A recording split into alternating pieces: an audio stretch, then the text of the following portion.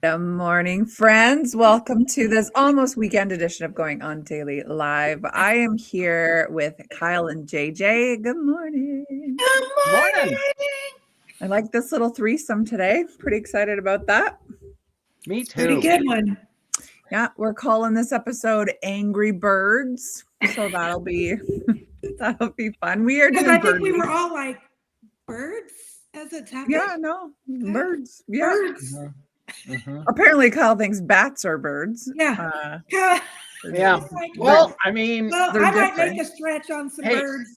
I was a truck driver, so I mean, whatever. If you see a thing flying at your vehicle, it's a bird, it's a bat, who cares? Yeah, whatever. I don't think I've ever hit a bat. I've hit an owl though. That one, not an owl. Yeah, in the semi. I definitely cried about that one a little bit for sure. That was not. Yeah. That's scary. Yeah. Poor little guy. And I'm like in the middle of the desert at like 5 a.m. or 4 a.m. or something. And then wham, right in the, kind of right in the, not in the center of the windshield, but you're half awake, sort of drinking coffee. Like, whoa, I'm awake. Oh my gosh. Jeez. Driving truck is a tough life. How long did you do? Very tough. Were you a company driver or did you own? Oh. Yeah. No, I drove I drove local mostly, so I was pretty spoiled, but no one cared. No one cared about the bat. I would have cared about the bat too, but I mean, it was like this big and there's no chance of it surviving a truck hit. An owl. Yeah, I don't think the owl probably. I mean, I don't think so either. But it was bigger and it probably made so much more of a mess. Oh. Yeah.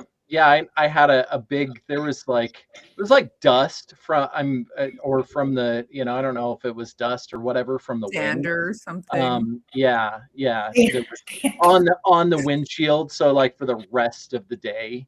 A reminder. I remember being a kid and this lady came to my brother's baseball practice. Her son was on the team and she had a beige Jetta and they were driving in from the country and her whole side of her car was covered in blood.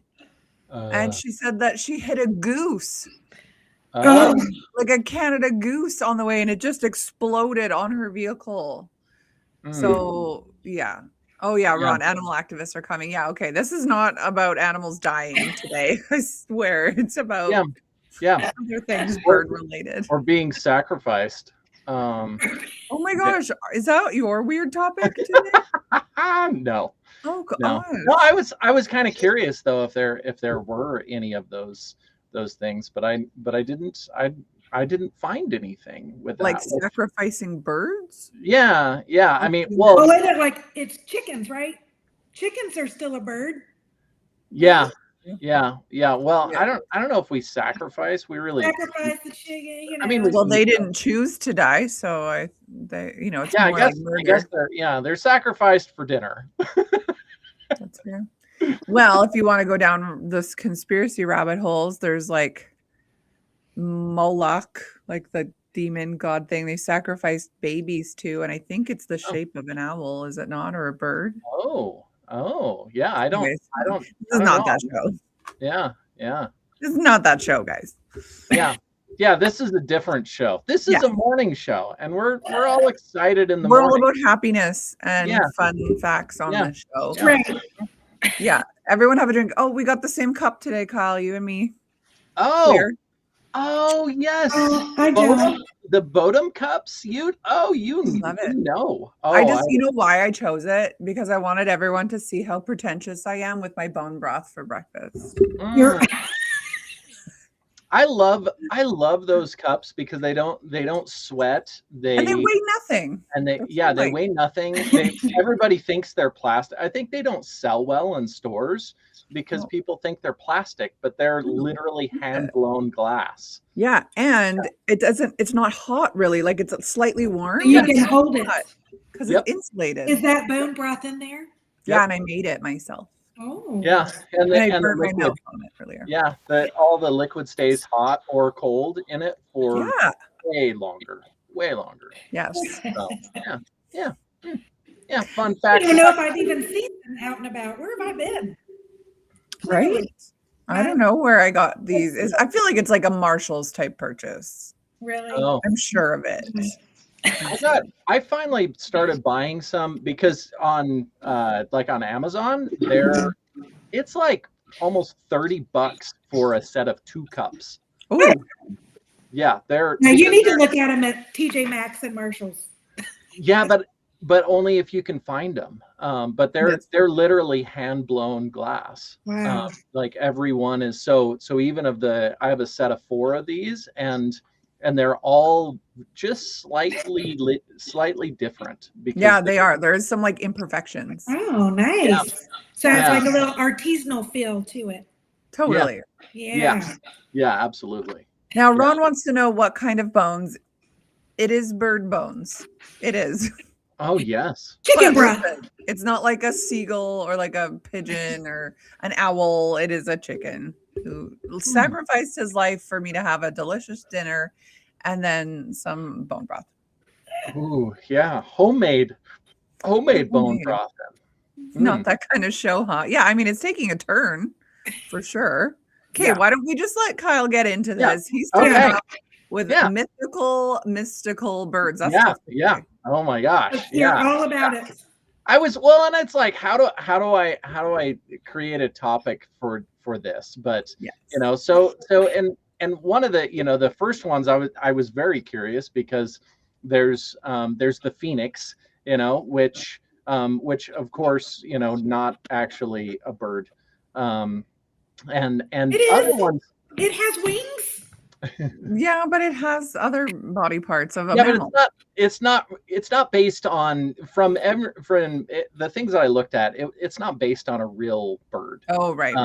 Yes. So that was so I researched a little bit into this, and then there's a thunderbird, which I'm just thinking about the old cartoon. I think it was I think that's Thundercats, or is that Thunderbirds? Is it both? Yeah, both. Yeah. Okay. Yeah, for sure. But yeah, and then the harpies. Harpies is another one of those mythical, which also no representation of a real bird. What is a harpy? Like, yeah, I'm gonna know now. So represents wisdom, chaos, divine strength, or fear. Well, then I'm a harpy. Yeah. I've heard people called harpy. Yeah. It's hi Danny. Danny's here. It's saying that in Greek mythology, they are half woman, half bird, often depicted as storm spirits. They're known for stealing food and tormenting individuals. I mean, yeah, okay. Perfect. Oh, they're terrifying. Oh my gosh, I do not want to ever picture this again. It's a woman's face and her torso, and then she's got bird legs and wings and kind of a beak. I don't care for that. I'm getting it. Yuck. Yeah. So the other one is a Caladrius, and it's a medieval healing symbol believed to absorb illness and fly away with it. So yeah, kind of interesting, but yeah, and then so then onto actually the real birds. So doves of course have been used, which is a pigeon species, which I'm sure very I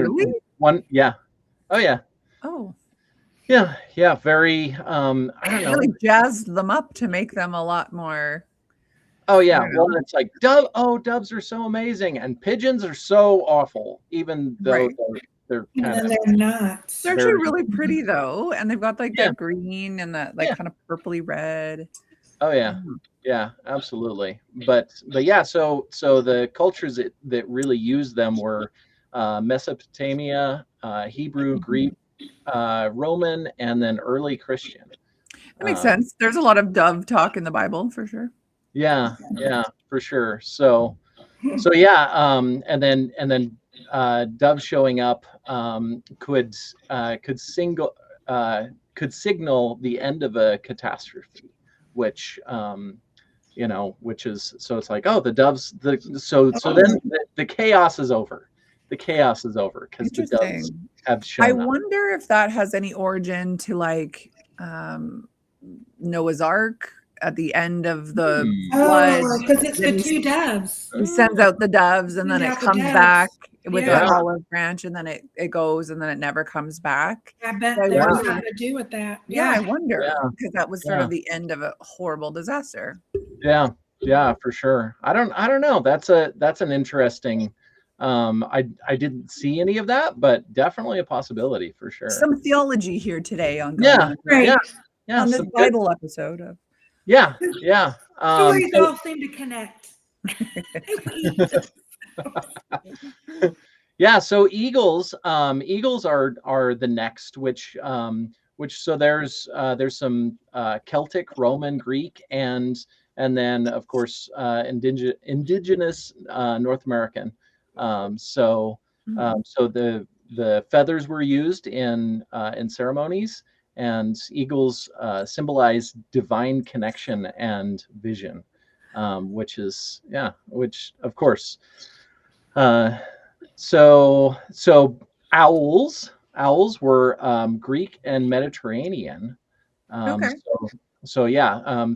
Symbolic of presence and wisdom, which is, I mean, kind of still the case. The wise. Well, owl. Winnie the Pooh, you have that owl, he's like the wise guy.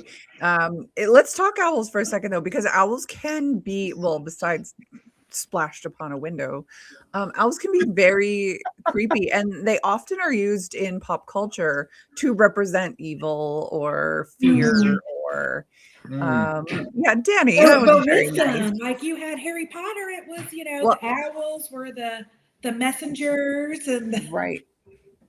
I've never seen Harry Potter, so I didn't know that, but I know.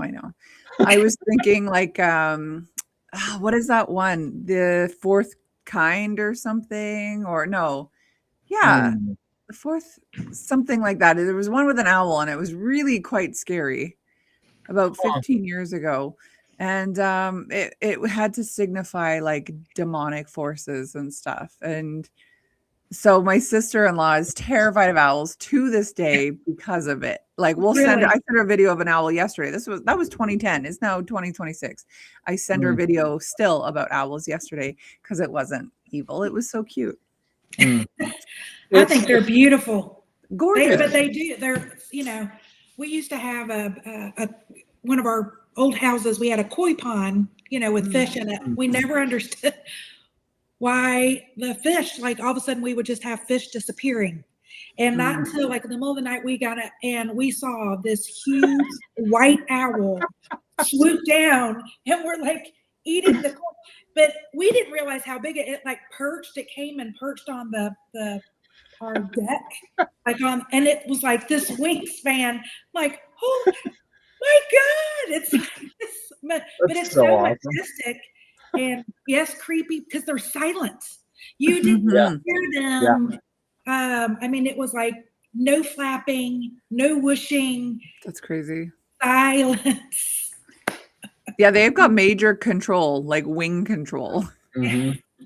That's super awesome. They're like, hey, thank you. It looks like you put in a breakfast pond for us. What is going on? Are there cats getting into our backyard? We were feeding the owl. You don't see owls in California, apparently. I think that's probably because you guys have paved paradise and put up a parking lot. There's songs about that, Danny. Yep. Sorry about that. Yeah, we got owls out here in Idaho. We got owls here. We got owls here. Yeah. We got owls where we got trees, but you don't got trees in California, Danny. Yeah. Unless you got those really, really big ones, you probably have owls there. Yeah, then you guys went and eliminated a whole bunch more trees this last little bit here. Maybe, sorry, I don't know if that's too soon. Too soon? I didn't even know. All the fires. Too soon. Ron has an owl outside his window at night. I mean, that would be a little ominous for sure, a little creepy. It's giving you a signal, Ron. Yeah. Right. Yeah. And I wanted to bounce back a little bit too with the eagle, because I mean, obviously I'm Canadian, so we're all about that beaver, but you guys are Americans, so you're all about the eagle. That's right. Right? The eagle is like the symbol of the Americana symbol. Yeah. Yeah. It's kind of cool. It's kind of a badass bird. I've laughed a little bit because I see all of these things about, because the bald eagle is kind of more of a scavenger. It's like a seagull? Or sorry, I mean, kind of, yeah, but they're not. I mean, they're definitely not one of the biggest eagles. And no way. Yeah, yeah. They're not. I mean, they're big. I mean, it's majestic creature. Oh my goodness.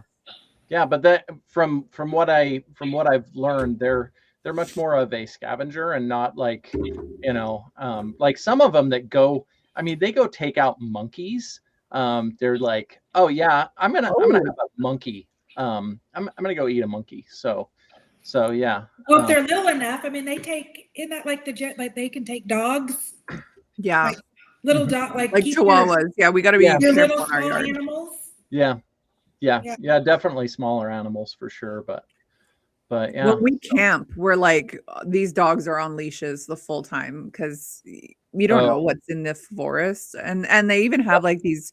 Well, they're called coyote jackets, but they're really for birds. Like, and they have all these spikes all over them, and then you put them on your dog so that if a bird swoops, your dog is safe. Oh, hopefully. It depends on how determined the bird is. Yeah, right. Ron, I was definitely not thinking death and dismay in Bird Week. And then he also put dead owl, demonic beings, bone broth from birds. Yes, this is happy. This is what you get when you select birds. Yeah. For the first week of January as a theme. Yeah, what are we going to talk about with birds? I'm like, I don't know. I'll figure something out. I can talk movies. Yeah, that's fair. When Martin was on the show, he actually talked about, like, Martin was arts and culture, right? And he brought about this one topic about this bird in France that they just absolutely destroy. They feed it disgusting amounts until it's super fat, and then they like kill it in like a really awful way. And it's actually illegal to have this bird to eat, but they still do. It's like a delicacy. And I remember being in this episode and I was like, this is awful. This is the worst thing I've ever heard.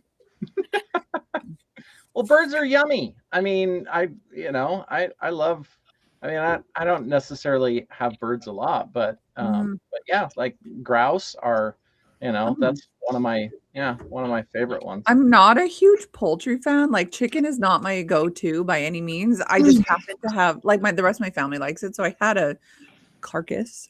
So I made bone broth, but my go-to is like fish or beef for sure. Not poultry. No, and I definitely prefer, but when you can get fresh grouse during hunting season, that's fair.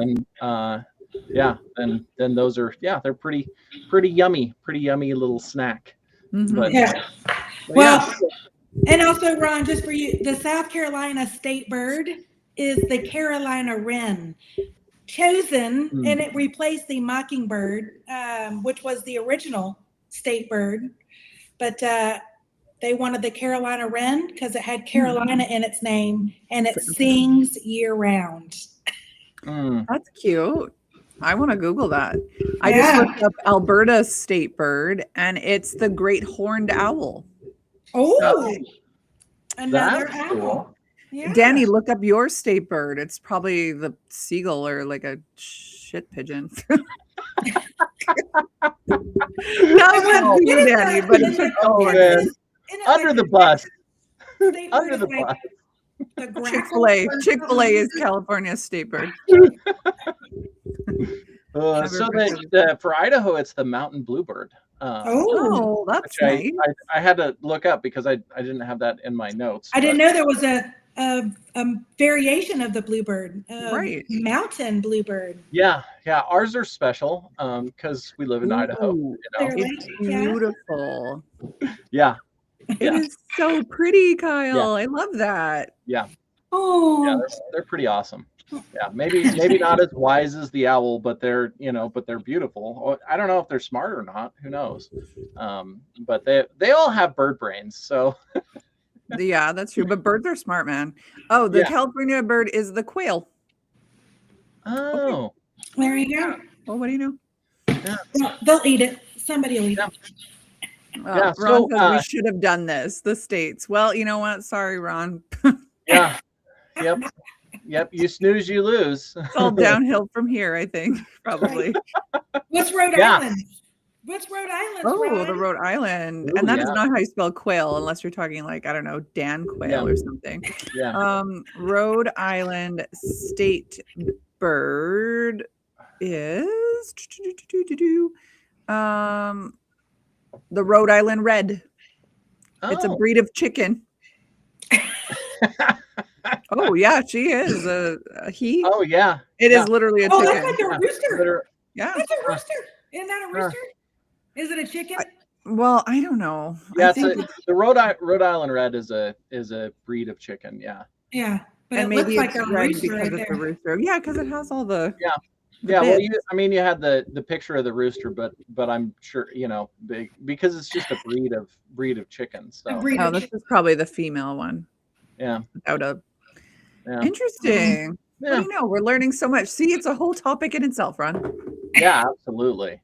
In my neighborhood, we have a bird that sings out loud. Our neighborhood is like beautiful. Okay, that's nice. Yeah.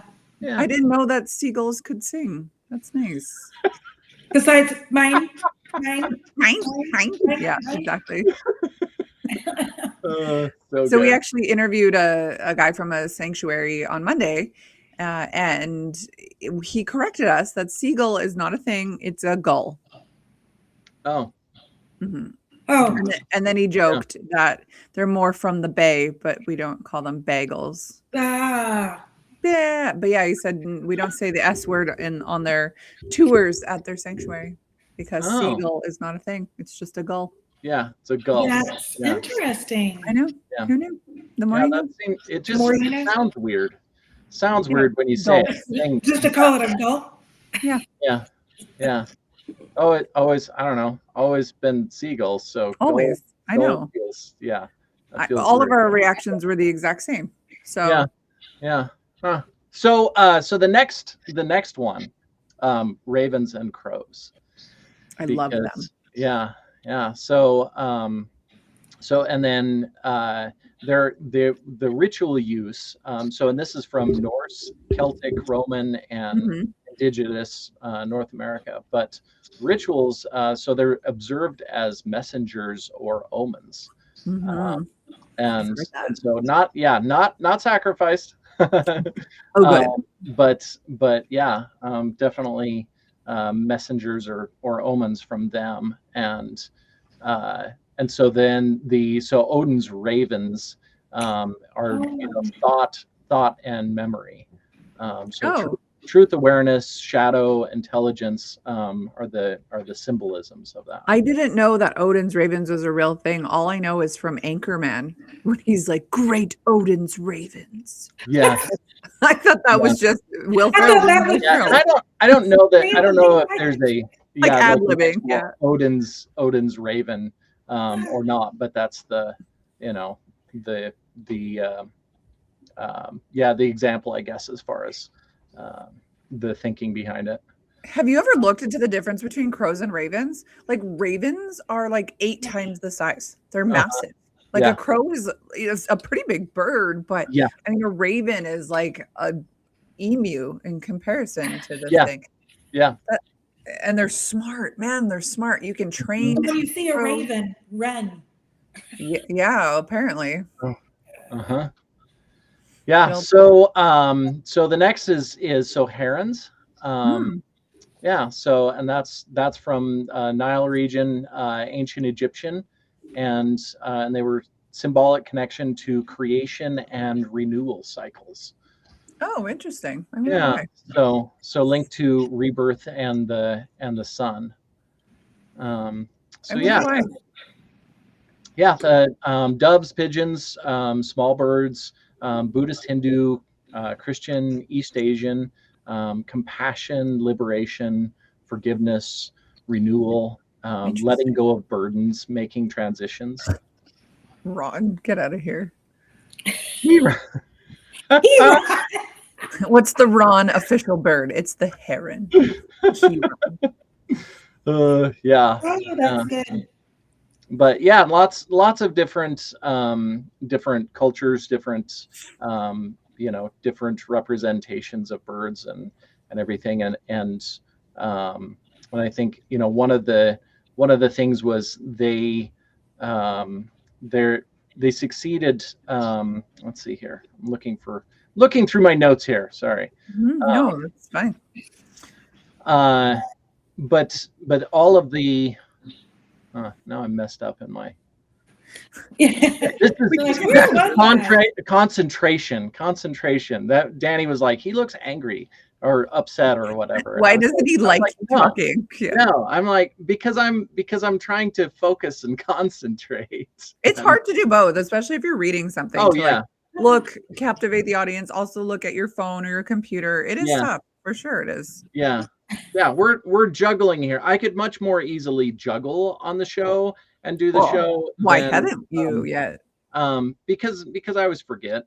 Usually when I'm like, oh crap, I should have grabbed, but and I don't know if that'd be a major distraction or not. No, it would be awesome. But it would be awesome. But yeah, they lots of determination, with the symbolism of the birds. Because they show because I mean I can't imagine living a bird life like just continuously, just like all the other animals. Yeah, and also awful because unless you're the one of the yes, I can juggle while I'm on my unicycle. I juggle in the parades. I ride the parades, and that's cute. Yeah, super fun. Juggle clubs and ride around in circles for. So we'd probably do 3 or 4 miles of riding around in circles and juggling and falling down. That's part of the deal too. Oh yeah, for sure it is. Yeah. Well, we should one day. Yeah, so it's cool with birds. Like everyone knows, like when you think about birds, it is synonymous. Like everyone knows that owls are supposed to be wise and doves are like hope, and the phoenix is like fresh from, started from the bottom, now we're here, like that. And and crows or ravens or omens, like everyone kind of knows that. And I don't know if that's just from pop culture or what, but like culturally there's always birds important in every I don't know, every society for whatever reason. Yeah. Well, and so that was I was looking for so all of the birds, throughout, myth and legend and all the mystical and everything else, they were never considered evil or good. They were just, they made meaning out of birds showing up or leaving. Which is very interesting. It's just the meaning of the birds came from observation, whether or not they were there or leaving or when they came or left. So yeah, very interesting. But, yeah, totally. Yeah. Well, I like that topic. Yeah. So I see the graphics have changed here. So I know that means that I need to tell everybody where they can find us. So you are watching live right now. Maybe you're with Danny on YouTube at Rhode Island Broadcasting, on Rumble or Kick, both at Rhode Island Broadcasting. Of course, we are on Twitter at RI_broadcasting or on Twitter/X. Like at some point, are we just going to call it X, or is it always going to be Twitter? Because I really feel like it's just always going to be Twitter. I love it. Go back to Twitter. Yeah. I mean, if you're, you can't say I've X something. Like people still go, I tweeted it. Like, yeah, exactly. I know. For any of those ever considering doing a rebrand, make sure you really make some considerations before you do that. Yes, these are the things that we work with clients on. Of like, yeah, you had way too much equity in that name. Why? Wrong. Yuck. Instead of tweeting, you're excreting. That's so disgusting.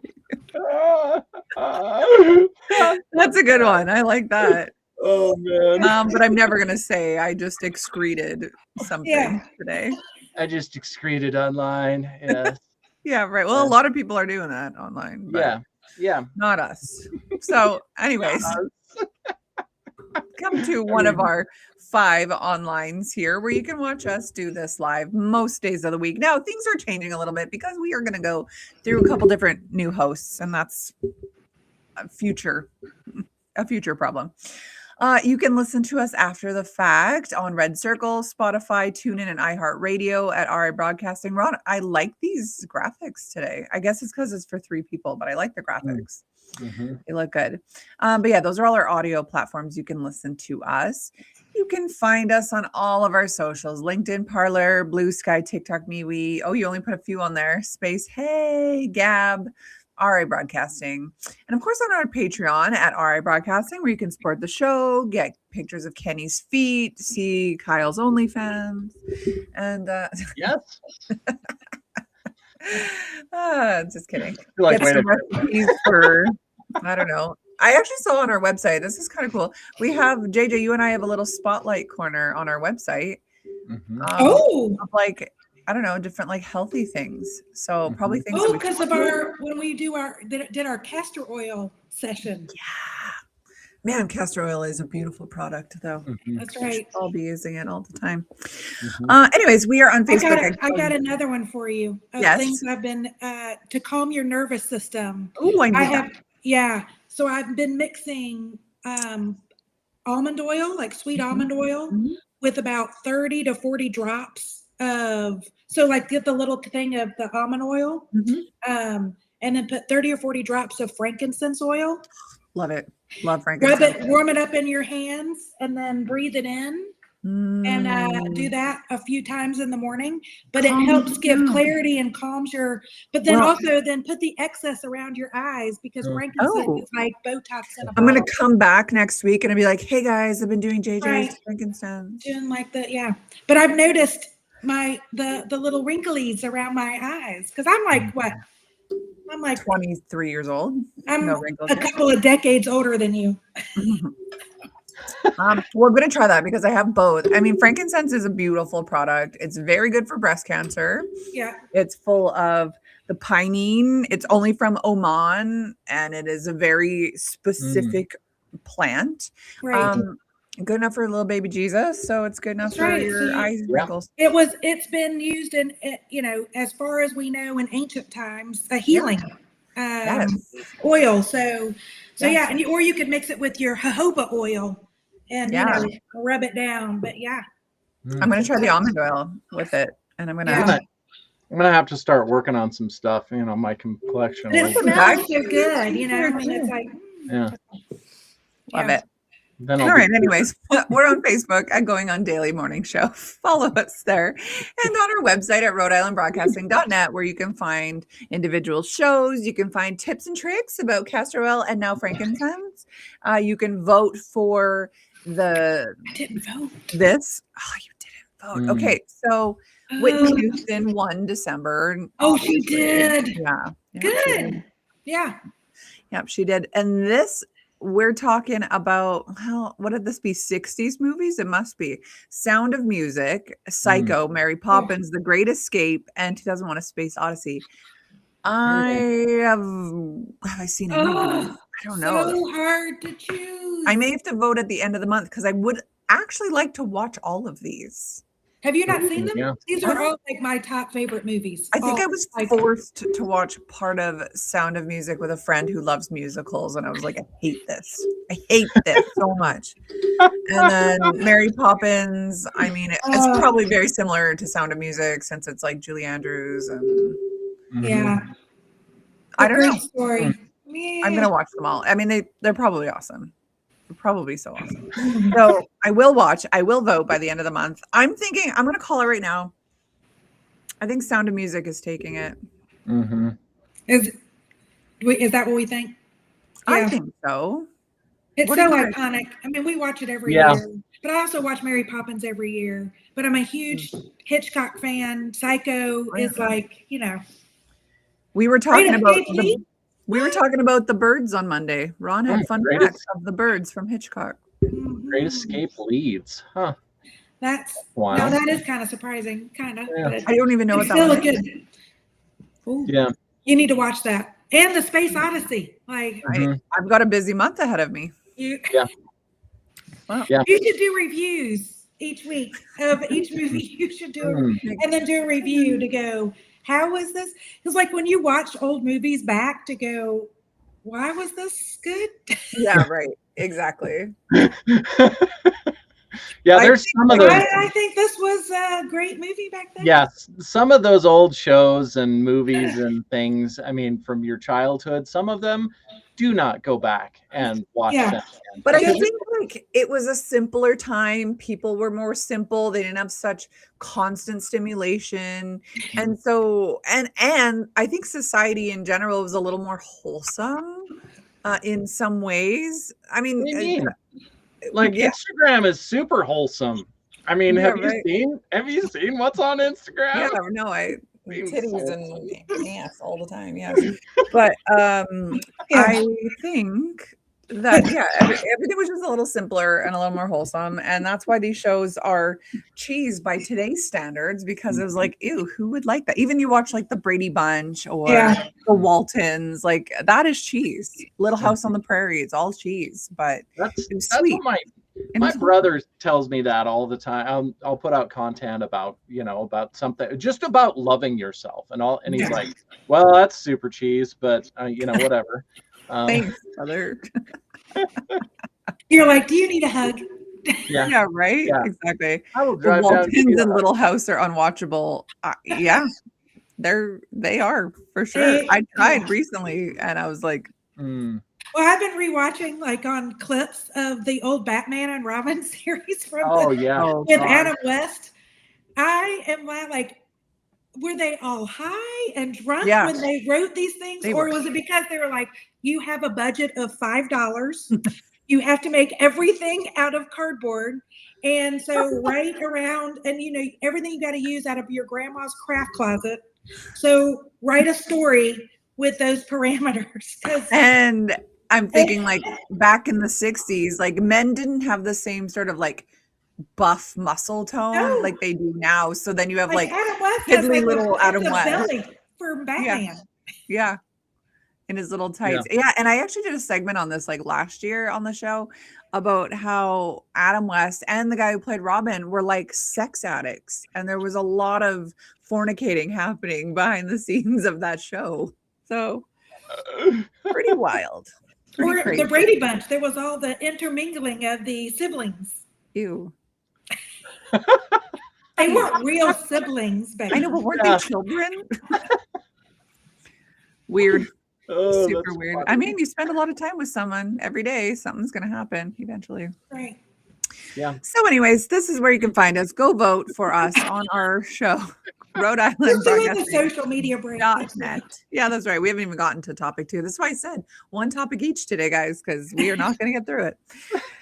So we're now going to you, JJ. You are our pop culture girly. You're talking about bird movies or So I was going to say my favorite bird movies, and Ron probably took, but I can't do the top 5 that Ron does. Like, have you heard of Rock the Doodle? Yeah, that didn't make it. Or For the Birds? Yeah, that didn't make it. Didn't make my list. Didn't make the list. Nuggets? No, didn't make the list.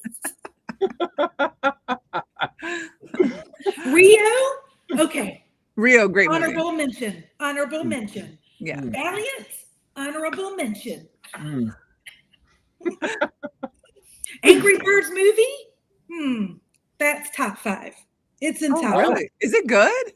It is a good movie. It's funny. Yeah. Like all the birds. So the birds, the Hitchcock movie, what did make my top 5 list. Right. It made number 2. Right. I would then rank in my top 5, like the Angry Birds. I'm lumping them all together, but Happy Feet. Can I choose? Penguins are birds, right? Penguins? Yeah, of course. But yeah, the Happy Feet movies.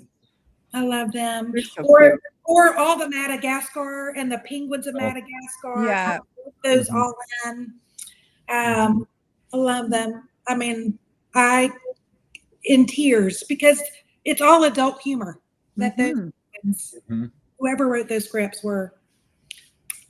It usually is. I mean, that's I mean, they make the movies entertaining in a way that kids will laugh at them, and it's really for the adults. Oh my god. Especially the penguin. Like when you're watching the Madagascar, I mean, yeah, like they're all it's adult, like little adult humor, but the penguins especially was all for the adults. I haven't seen it. I got to add it to my generation. Oh my gosh. Here. I know. I love that. I mean, I love there's like Madagascar. I think there's 3 of them. And then the spinoff of the Penguins of Madagascar had their own couple of movies. I love them all. I love them all. It's probably fun for the writers they're how can I add some just really off the wall inappropriate humor in here and not have any of the kids notice? Right. Yeah. Those parents will. Yeah. Ronnie, Becky, you got a lot of movies on your list. Yeah. Oh my gosh, do I ever? Here's one that Ron will appreciate that did make my top 5 was Lady Hawk. Oh yeah. You know, from 1985 with little Matthew Broderick. Yes. Becky, you don't have to go I don't know if that's worthy of I seem to recall you also telling me about another 80s Matthew Broderick movie, and I have yet to watch that one because Project X, where the Project X, that's right. So you haven't seen Lady Hawk either? No, I never even heard of it. No 80s movies. You're just a youngin'. Yeah, right. I mean, I've seen my fair share of 80s movies, but I don't know. None of these obscure ones. The reason why we bring it, Kyle, so that we literally had a real life Project X movie play out, like in South Carolina.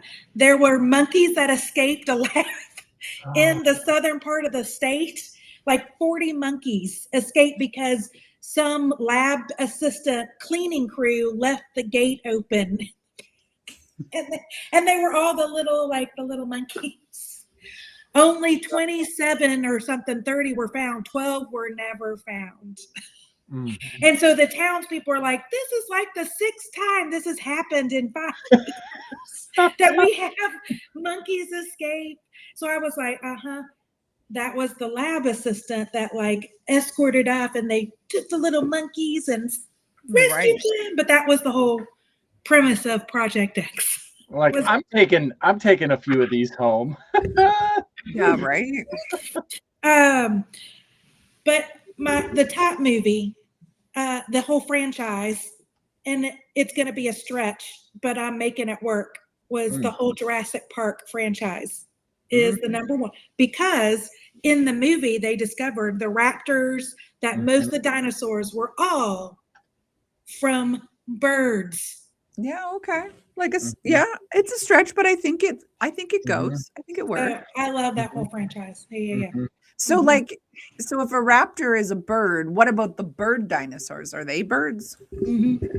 Yeah. Okay. They were saying that like they were evolved, like all of our birds today evolved from the majority of like the raptors, like the majority of the dinosaurs were, right? Isn't that what the movie? I think so.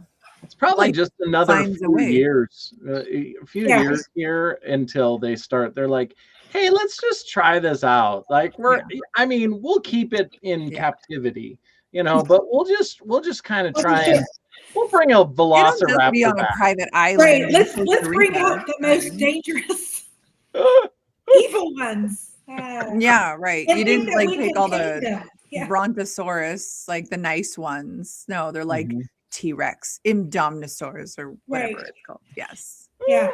So there's my favorite.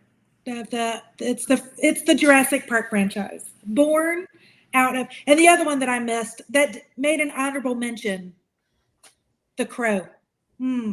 Okay, another one I have yet to see. What? I know, you guys. I know. Because you know who died in it. Yeah, I know. I know the premise behind. Like, what's the story about? Like, sell me on this, because I've known about this since I was a kid, but I don't know anything about it. Well, I mean, the story of The Crow. I mean, the movie is about Eric Draven, whatever. That's who Brandon Lee played, which was the son of Bruce Lee, right? Right. You know, that the night before he and his girlfriend got married, you know, it was like in I'm gonna call it a Gotham-esque type city. Ooh, okay. You know, where like mafia and like drug lords were kind of running the city, and so you had this, you know, this young couple that kind of got crossed into like this mafia underground kind of gang, and they came and murdered him and his fiance. They were brutally murdered. Jeez. And thrown out of this window. And the lore is the crow kind of he either reincarnated or he got brought back to life, but as like a part of a crow. Whoa. And there's all the lore, like all the mythic that you have around crows, and you know why they're called like in groups. There's murder of crows, right? You know, so it's like a lot of mythology and stuff that's kind of interwoven in this story. But it is very much like it could be an offshoot of like a Batman Gotham City type of a cityscape. Would you, Kyle? Have you seen it? Wouldn't you agree? Like the tone of it? I haven't. I don't think I've seen The Crow, which that's which is funny because I've seen Ladyhawke a couple of times. I think. Yeah. Well, but, this was in the 90s, I think. I don't know. Yeah, early 90s, I think. But in the movie, you know, he comes back as like, you know, to seek revenge on the mafia king that killed him and his fiance. And in production on set, in the movie, it was like some of the last scenes that they had shot was he's on breaks in to the mafia cave or whatever, and their like mansion, and all the gang members take fire. Well, he's kind of a ghost. I mean, he's not, you know, so he absorbs all these bullets and then ends up, you know, killing everybody. In real life, somebody put not live rounds, or excuse me, that had live rounds, not blanks, in one of the guns, and it actually killed Brandon Lee on the set.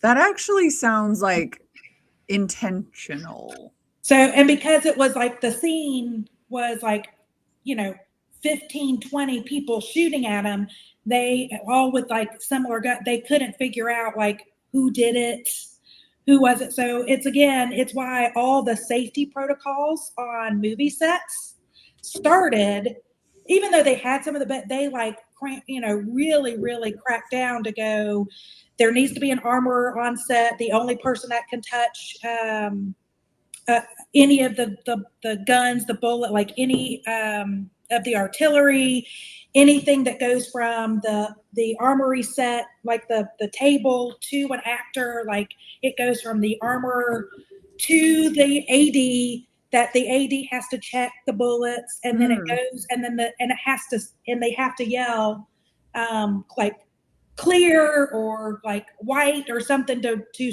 signify I've checked it. Which by the way, all this stuff came back up because Rust, the movie with Alec Baldwin, right? Alec Baldwin. Yeah.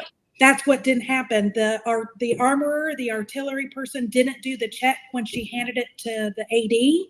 The AD didn't do the check, but told Alec and yelled at the set, "It's green, it's white." So when Alec got the gun, he thought it had been checked. Now they're going. Now the actors are now doing their own checks as like a third precaution because of what happened. But it was like there's two fail safes, right?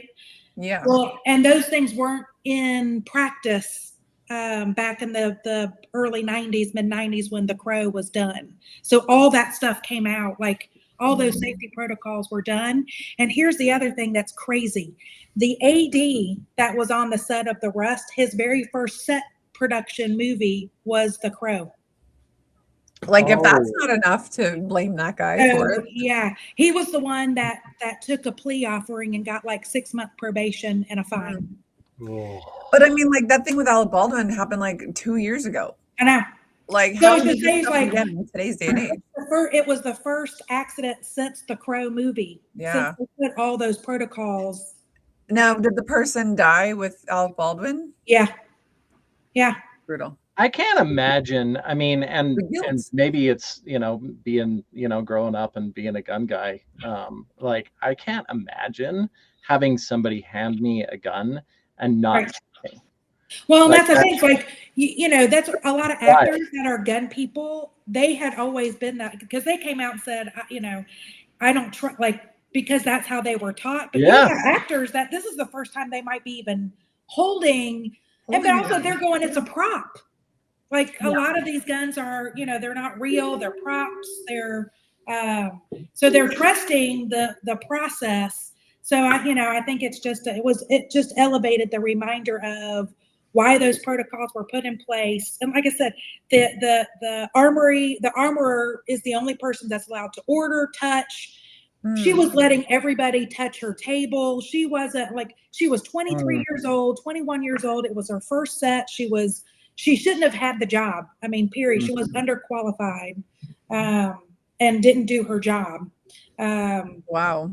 And neither did the AD. The AD let it, like, it was just sloppy. That's what it's one of the things that I'm like so paranoid about with Ski Patrol. When we do lift evacuations, we have it's basically a dog retrieval trainer toy. And so it uses 22 blanks. And then you shoot this basically like a little tiny football with a string attached. So we can shoot that over the lift line so that we can pull a rope up in order to evacuate people off the lift if we have to do that. And so then we just hand, you know, they're like, oh, here you go. You know, I'm like, hey, okay, guys, like this is like legit, you know, essentially a firearm here that you're, you know, so you know, don't be swinging this around and pointing it at people, you know, and the number one, you know, keep your booger hook off the bang switch, you know. That's right. Sorry, Ron. Yeah. Let's go back to happy movies. Jurassic Park. Yeah. Jurassic Park, especially for that lawyer in the bathroom. Jurassic Park. Oh, yeah. And for look Newman. at you, the birds. Oh, I know I put birds in there. I didn't even think about One Flew Over the Cuckoo Nest. Yeah. Oh, that's right. The Crow. There was a remake of The Crow. Oh. Yeah. I'll have to watch both, I guess. Yeah. Watch the original. I don't know if the remake's worth it. Okay. I'll add it to the list. Add it to the list, Becky. I've got Penguins of Madagascar. All of them. I've got The Crow original and maybe the new one if I have time. And then I have Mary Poppins and The Sound of Music and Space Odyssey and The Great Escape and Psycho. So only 8 movies. It'll be easy. Easy. You can do it. I have faith in you. Watch it in a day. I watch the remakes as I think of them as a whole new movie. I don't ever try to compare because then that's just hurt feelings. Then you're disappointed. That's just hurt feelings. I mean, most of the time. Yeah. All good times. So I just realized it's like 9 o'clock. So I better do this. I know. I might have to like jump off too. I've got a call in 2 minutes. I'm so sorry. No, that's okay. We will say goodbye to JJ right now. Here. Yeah. Kyle and I will finish. Oh, you guys can finish off with Scary Birds. Not that we haven't talked scary. Yeah, right. Not that this has been a dark, morbid episode the entire time. But. All right. I love you guys. Bye, JJ. Thank you. Bye. So I know that the graphics will definitely not be set up for this, but that's okay. We can look at that. Make it work. We can make it work. It's fine. So I wanted to know about some scary birds. I wanted to know, I mean, even Ron, you could hop in too if you wanted. I I wanted to figure out like what are the deadliest birds? What are the scariest birds? Now, when you're thinking about deadly animals, do you think about a bird? Like it's not on my list. Maybe velociraptors. I mean, that's definitely, it's got to be on the list. Yeah, I get. I don't in my lifetime have never had to worry personally. Maybe you do, or JJ does. I don't. Yeah. I haven't seen them in Idaho, but I mean, who knows? You never know, right? You never know. Yeah. So, okay, there is one. I'm going to go to the top 3 here. It's called, I'm going to butcher this because I don't speak South American, whatever, Spanish or Portuguese, whatever language it says. Pitohui? That's how I'm going to say it. It is the world's only toxic bird. And when I say toxic, like we don't think birds for toxicity. It's similar to this, like the poison dart frog. Oh, so the venomous. Or it's a type of toxin. So basically their bodies produce, it's called a batrachotoxin. Yeah, I'm butchering words today. But yeah, like I said, the same sort of toxin employed by the poison dart frog. So what's even more frightening, though, is that this toxin is delivered through the same way, through touch. So imagine you're just hanging out, this bird like lands on you, dead. Dead. And sorry, this adds to the topics of the morbid bird episode. That's awesome. Luckily they are obvious, like for locals, they know what to watch for. And let me just upload a photo here because I totally forgot that I did this today for everybody, so that they know if they're ever traveling in South America, they know exactly which birds to not touch. If you're like me, you want to touch every animal. You're like, oh, let's touch all of the, I mean, of course there's a manatee there. You want to touch it. I mean, Oh, yes. I mean, he looks pretty ragged in this. There was other ones where he was a lot smoother. He must be angry or something right here. But yeah, locals know that they can identify him with his bright orange and his black, and they avoid him at all costs, right? So it was first discovered by the scientific community when researchers inadvertently got poison on their lips. How do you inadvertently, if it's from touch alone? Oops, my bad. My bad. How'd you do it, guys? I need to know. Yeah. So then their lips started to become very numb, and exposure can be fatal. I'm guessing that these guys found it in time so that they could tell the tale. Yeah, that's what I thought, Ron. What weird stuff is happening behind the scenes of the lab? I don't know. So yeah, like they're weird. I don't know. It says that instead, it doesn't, like, they don't produce it on their own, like the toxins. It says that like they eat a beetle, and then it kind of mixes with their diets and then creates this toxin. So it's like a chemical reaction to what they're eating. But can you imagine it's so strong that it literally seeps through their skin? Like, Jimmy, come on, stop eating those beetles. Yeah, you grapes. Yeah, I know. And then he's toxic, and then he looks like he's strung out here behind me. Yeah. So I mean, who knew? The world's only type of toxic bird. Yeah. Now that's number 3. So number 2 comes in at the crowned eagle, and let me just change it here. Sorry, it makes my computer a little slow when I change the top or the pictures. I apologize. Oh, and of course he's right where I am. Let me slide one way here. Oh gosh. Like right in the middle. What is the best way? Maybe over here. Yeah. Maybe George, because he was the toxic beetle. He was my favorite beetle. Okay, so we've got the crowned eagle. He's the only bird known man-eater. A man-eater. Like, he looks like he's a man-eater, quite honestly. Yeah. So, I mean, they say that bird fatalities are rare. Like we've said, fear of birds is not really on my list. And then even the most dangerous of birds really just kind of cause injury when they're provoked, but they don't really start it, unless you're like dive bombed when, there's babies around or something. Yeah. Or Billy's poking at one with a stick. You're like, Billy, exactly. Knock it off. That one's going to eat you. Yeah, like this one, the horned owl is literally going to peck your eyes out. Yeah. So this is the deadliest bird on Earth, and he's known as the African crowned eagle. Their claws are viciously designed to sink into prey like meat hooks. I mean, bird claws are terrifying anyway. These ones are even more so. Yeah. And then, of course, they can lurch back right into the sky without pausing. Their prey includes large monkeys. So we were talking small monkeys before. These are large monkeys. Yep. And potentially children. Children. Yep. Like human being children. Yeah. Remains of a bird were found in 1924, accompanied with the skull of a primitive human child. And it had talon markings on it consistent with the feeding patterns of the bird. So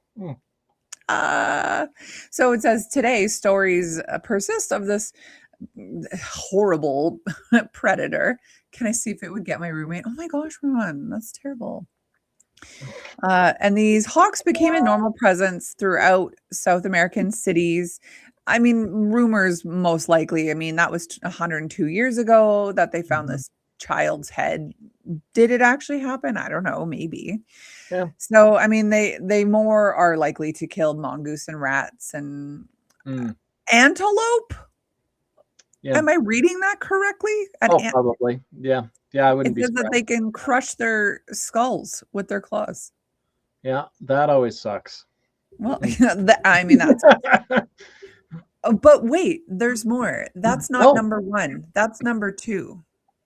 Oh. Let's go ahead and change our picture here. This is exciting. Of course, exactly where I'm sitting. You know what? I'm not moving. I'm changing my camera. That looks. Give me a second here. That looks like it. Okay. That doesn't work. I got to change my position. That looks like a dinosaur. It literally does. So when you guys were talking about dinosaurs and stuff, literally. So this is called the southern cassowary. There's also a northern cassowary, I think also most dangerous. But these ones are definitely the most dangerous birds on Earth.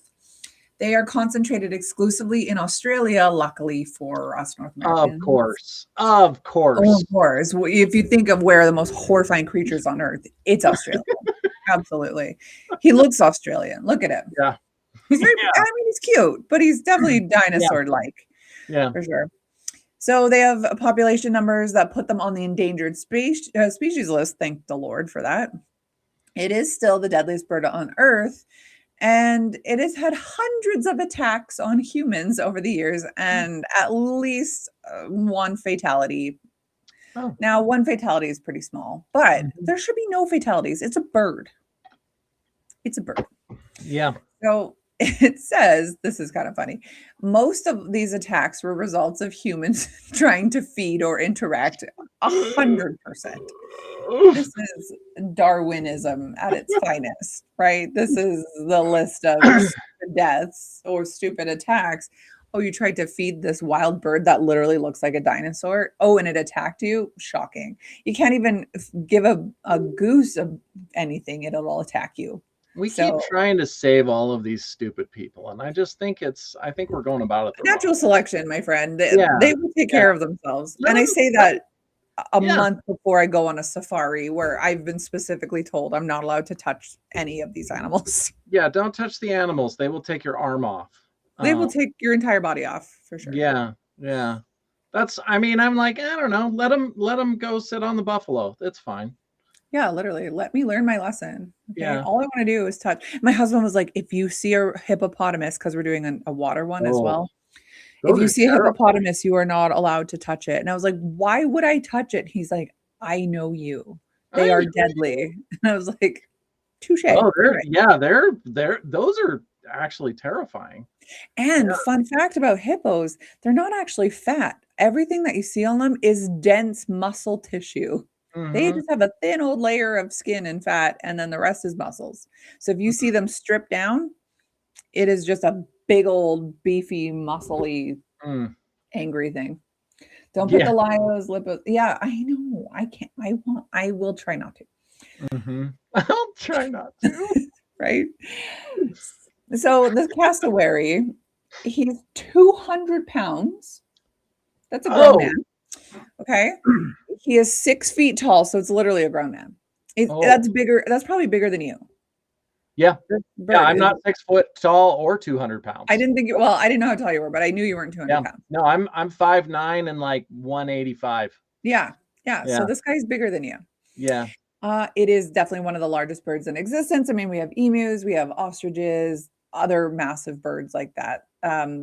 But those, I mean, you see on, I don't know, farms and stuff. They seem a little more domesticated. And then there's this guy. He literally has armor on his head. It's the most dangerous characteristic, or has the most dangerous characteristic because of these claws, 3 of them that grow. Now, if you remember from Jurassic Park, and Dr. Grant was telling that boy about the raptor, and he's like, it looks like a 6-foot turkey, and then he like shows him this like giant claw, and then he's like like pretending to slice him open. This is what I'm envisioning with this guy right here. The longest of his claws is knife-like, and it is 5 inches long. So it's literally a razor blade right there. Yeah. So, I mean, these talons allow him to effectively run away from predators. What could possibly be its predator? Like, I don't even know. Snakes, maybe anacondas. They can also. Yeah, big. I mean, but in Australia, I'm thinking like, what's even there to get them? A wolverine? They probably have big cats. I mean, I don't know. I don't know if they do. Yeah. Yeah. They can also gut a human with a single slash. So this literally is the scene of Jurassic Park. I wish JJ was here for this. Yeah. This is interesting. Anthropological evidence indicates that they were actually domesticated over 18,000 years ago by humans. That's 1,000 years before the chicken. So somewhere in history, there's a guy with a pet. This guy, he named him like, I don't know, Jerry or something. Jerry the cassowary. And they were like good buddies. And he was probably really nice. And then he got a bad rap for, I don't know, being 200 pounds. Don't pet my bird, man. Like this bird, I mean, he's my buddy. He's my buddy. Yeah, exactly. He's my bro. Like Jerry. He'll kill you. Yeah, he will literally kill you. Look at his claws. He will literally gut you. He will disembowel you. Yeah. Isn't it? I don't know. It's crazy. But like something I read online said that the northern cassowary was more dangerous. And yet this one that I'm reading is saying that the southern cassowary. So now I need to know, Ron, please look this up while we're doing this. Where is the northern cassowary from? Yeah, now because if they're like in America, there's the northern cassowary. Oh, it's gotta be like Florida or somewhere like that where they have all of the weird animals love to live in the heat. Texas or Arizona or something. No, I'm gonna guess like if this is Australia, I'm guessing Asia then for northern. I don't know. Yeah. So let's just go one last. It's not on the deadliest list. It's a honorable mention, and it's the great horned owl. Oh, New Guinea. Yeah, okay. I saw a few from New Guinea, so that makes sense. The great horned owl, because it is Alberta's provincial bird. It's also made an honorable mention. So it's known as the hoot owl or the tiger owl, and I don't have a picture of him, unfortunately. They're very, very beautiful, but they're fearless and aggressive, and they're endemic to North America. They rank second in size only to the snowy owl. I'm guessing the snowy owl was the one stealing koi out of JJ's pond, if she said it was a white one. Adults can range from 17 to 25 inches, which is pretty big. Maybe not 6 feet, but still pretty big. The wingspan of 3 to 5 feet. That's insane. If their territories are disturbed or threatened, which includes like their nesting sites or where they keep their food, they will attack regardless of the size or intended target. They will just go ham. They will just go at everybody. Now, the deaths from owl are extremely rare, but they are known to target hikers, mountain unicyclists. It says that, their words, not mine, and joggers. Even in capacity, adult owls are known to attack their handlers. Well, yeah, they don't want to be in captivity. I've always been nervous. I rode. There was a couple of times when I wore, used a really good headlamp and went and rode at night, because sometimes people do night rides depending on if it gets dark earlier, and I'm like, this is It's too, because I look kind of like a wounded animal, I think, when I'm riding my unicycle, because I'm kind of like, it's not a steady, it's not a steady pace. Yeah, right. So I'm like, yeah, no, that's not. I think the scary thing with the owls and the other birds where they fly is, I mean, at least the cassowary is, I mean, it's going to be running after you. It's going to be very evident that, oh my gosh, this enormous, Yes. Yeah. But I want to know though, like, I may have to do a whole episode about the cassowary, but it says that they can run 31 miles an hour, the cassowary. Yeah. That's pretty fast. That's like a residential street, 50 kilometers an hour. Well, and I'm like, good morning, Christy. What do you do? Because it's an endangered species. So you're like, well, I'm getting attacked, but I can't shoot it. Maybe I don't, because that's my first thought. Because that would be a hate crime. So hate. Yeah. And we can't, no hate crimes. Yeah. But when you have a bird that flies and they're silent, and then all of a sudden you're like, oh my gosh, I mean, or maybe you don't even see it. You just get nailed because it's silent and it dropped in and clawed you. Yeah, right. Oh, yeah. I know, terrifying. Yeah. So this is a great horned owl. I mean, he's really beautiful, but don't mess with him. He will beat you up. I mean, he's not deadly by any means, but he will hurt you. But that cassowary, I looked, its wingspan is 7.5 or 7.7 feet wide. But they still don't fly. I don't think so. Yeah. The northern, I looked up the northern and they're only 100 pounds, but they don't fly. Oh, okay. I was going to do a different bird and I can't remember the name of it. The marabou stork. And it has this like long gullet neck thing, but its bones were hollow. So it allows him to fly, even though he's like 8 feet tall. Oh, that's wild. Yeah, but he wasn't super deadly. Well, I don't know. Depending on what you read, he wasn't super deadly. So I decided to leave them off for poison dart bird and giant whatever cassowary, and then the other owl. And anyways, good morning, Christy. You made the end of the show here. Yeah, you made it the end of the show. Yeah. So that is it for today. Recap: birds are scary. Birds taste good in soup. They're yummy. Birds are also dinosaurs, and birds hit the windshields of trucks. Yeah, of vehicles, or your grill. That's a sad one when you get out and you look at the grill and you're like, oh. I've never, but it would break me. It would absolutely break me. Yeah. I love meat, so I could never not eat it. But man, I think about it because I just love animals so much. Well, and it's terrible because it's like, I don't want, if I'm gonna get a bird, I want to just get a bird so that I can eat it. I don't want them to end up on the vehicle or hit by the vehicle. Yeah, exactly. Yeah. Wile E. Coyote, get the Roadrunner. Yeah. I don't know if we talked about them. No, we didn't. Yeah. Well, there's still one more show this week. It's going to be with Ron and Lena. So Ira and JP are no longer on the show, and that's okay. We will try something new, and that's fine. We may need another weekend host. That's okay. We will figure something out. So anyways, be back with us Saturday, Ron and Lena, and they will be talking birds still. And thank you so much for being here and supporting our show and commenting. Danny, as always, a wonderful time with you. Christy, be here early next time. But enjoy your comments always. And we'll be back. Awesome. Thanks, guys.